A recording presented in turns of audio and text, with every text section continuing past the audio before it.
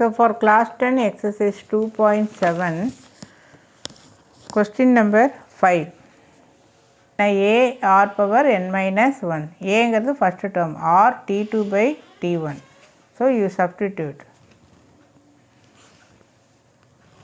t2 by t1. Substitute n தெரியாது.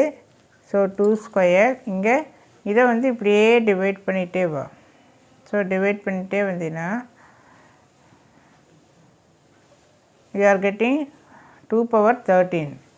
So இங்கே 2 square இருக்குது. இந்த 2 square கீழே கொண்டு வருது. என்ன ஆயிரும்? மைனஸ் ஆயிரும், கேன்சல் ஆயிரும். இதுவும் கேன்சல் ஆகி இங்கே என்ன இருக்கும்? 11.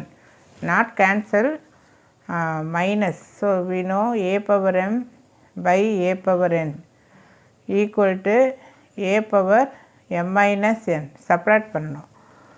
ஸோ 2 power 11 இங்கே 2. பேஸ் சேமாக இருந்தால் கேன்சல் பண்ணிடு. 11 equal to n minus 1. Therefore 11 plus 1 minus 1 இந்த சைடு வந்தால் plus 1. n equal to 12.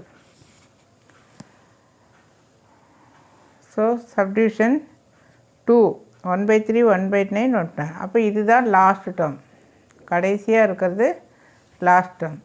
இந்த லாஸ்ட் டேர்ம் நம்ம என்னென்னு சொல்லணும்? டிஎன்னு சொல்லணும். ஏன்னா ஜிபி ஏபியில் தான் நம்ம எல் ஈக்குவல் எல், இந்த எல்லுங்கிற ஃபார்முலாவில் யூஸ் பண்ணுவோம். அதனால் இப்படி எல்லுன்னே வேண்டாம், TN, this is nth term அப்படின்னு சொல்லிக்கலாம்.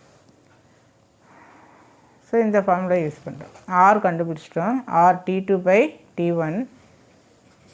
இது ஒன்றுமே இல்லைன்னா இது ரெசிப்ரோக்கலாக கொண்டு வரணும். 1 by 3 ரெசிப்ரோக்கலாக கொண்டு வந்தால் 3 by 1. So tn equal to a r power n minus 1. tnோட வேல்யூ எழுது. Then a first term, then r அதுவும் 1 by 3 இங்கே கண்டுபிடிச்சிருக்கிறோம். a equal to 1 by 3, r equal to 1 by 3. இது ரெசிப்ரோக்கலாக கொண்டு வந்த பக்கம் வரப்போ இது 3 power 7 எழுதலாம். இப்படியே டிவைட் பண்ணிகிட்டே வா. டிவைட்டே பண்ணிகிட்டே வரப்போ 3 power 7 டைம்ஸ். ஸோ இது அப்படியே நியூமரேட்டர் கொண்டு வந்துடு. Otherwise you can write 1 by 3 whole power 7 equal to 1 by 3 power n. Base எப்படி இருக்குது? சேமாக இருக்குது. therefore n equal to 7.